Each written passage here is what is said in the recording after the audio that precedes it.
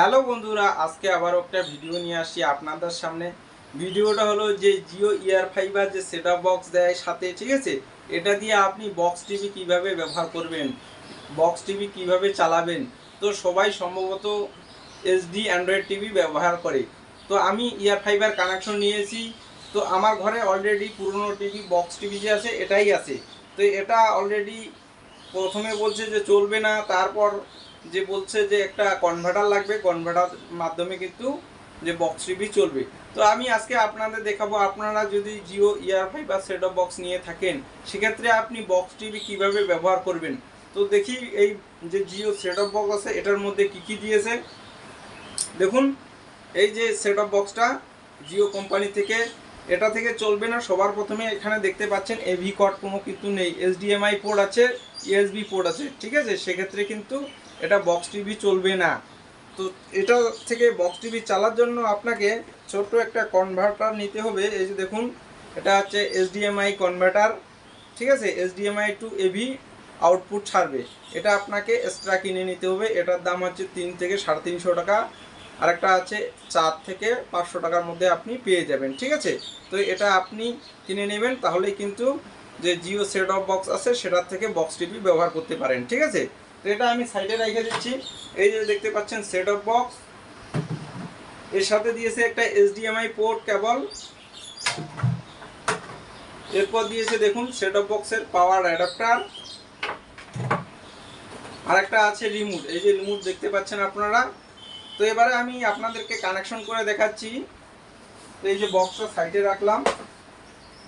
তো কানেকশন করার জন্য সবার প্রথমে আপনি আপনার যে সেট অফ বক্স আছে জিও সেট অফ বক্স, সেটাতে আপনি পাওয়ার দিয়ে দিবেন, ঠিক আছে। তো আমি পাওয়ার কেবলটা একটু খুলে নিচ্ছি, জাম হয়ে গেছে এখানে। তো দেখুন এই যে পাওয়ার কেবল, সবার প্রথমে আমি পাওয়ার দিয়ে দিচ্ছি। এই যে পাওয়ার কানেকশনটা দিয়ে দিচ্ছি এখানে ইনপুট করে। এবারে আমি এই যে পাওয়ার দিয়ে দিলাম সবার প্রথমে। দেখুন টিভিতে পাওয়ার চলে আসছে, বক্সের মধ্যে কিন্তু পাওয়ার চলে আসছে, ঠিক আছে। এবারে আপনাকে যেটা করতে হবে, এই যে এইচডিএমআই কেবলটা দিয়েছে, এটা দেখতে পাচ্ছেন এই যে সেট অফ বক্সের পিছন দিকে এখানে লাগাবেন এইচডিএমআই আউটপুটের জায়গায়। আমি এটা এখানে লাগাই দিচ্ছি।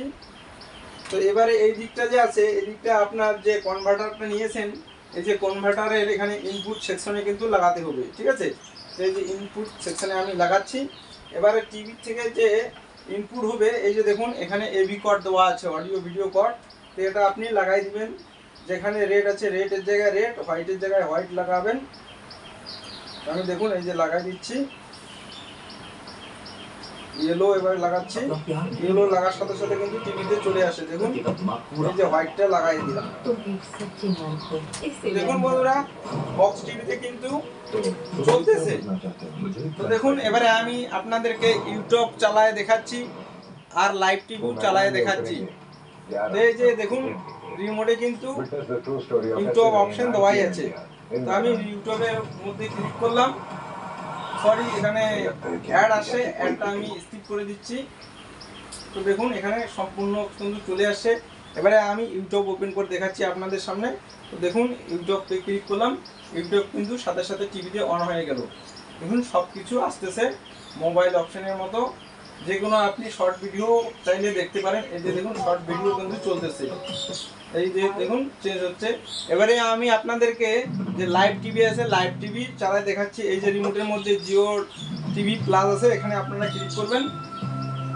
এখানে ক্লিক করলে কিন্তু জিও টিভি প্লাস ওপেন হয়ে যাবে। দেখুন ওপেন হয়ে গেছে।